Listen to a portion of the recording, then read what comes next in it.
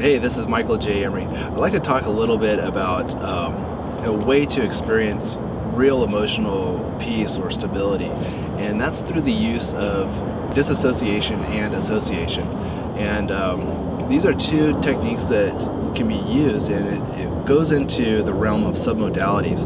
And I'll talk about submodalities more in another video and give you some good examples of it. But using association and disassociation, it's a great way to filter through or to experience different situations in life. And a great example of association would be to imagine yourself in your mind's eye, looking through your eyes, but have it be 5 years ago within the context of a party that you were at, say 5 years ago, or a trip that you might have been taking. And as you're there thinking about this, see that experience through your own eyes. Now, to disassociate, see yourself in that picture in your mind's eye. And you could do this even right now. A great way of thinking about this would be, as you're watching this video, imagine what it would be like to be able to have the perspective from which you could float up out of your body and look down upon yourself right now in the room that you're at, in front of the computer that you're sitting at or looking at, and see yourself interacting with the computer. That's disassociation.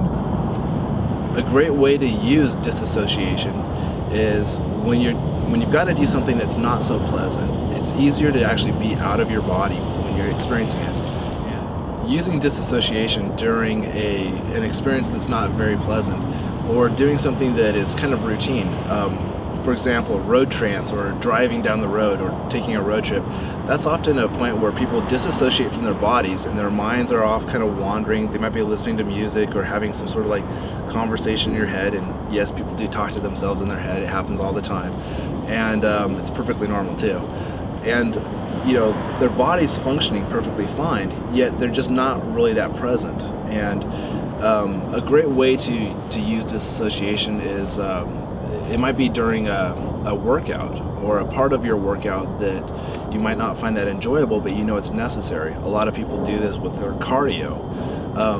On the other hand, there are experiences that you want to be really present in. You want to be in your body and fully associated, and that would be when you're interacting with other people. You want to be in uptime so that you're responding directly to them, so that your physiology can match that person if you want to create rapport with them.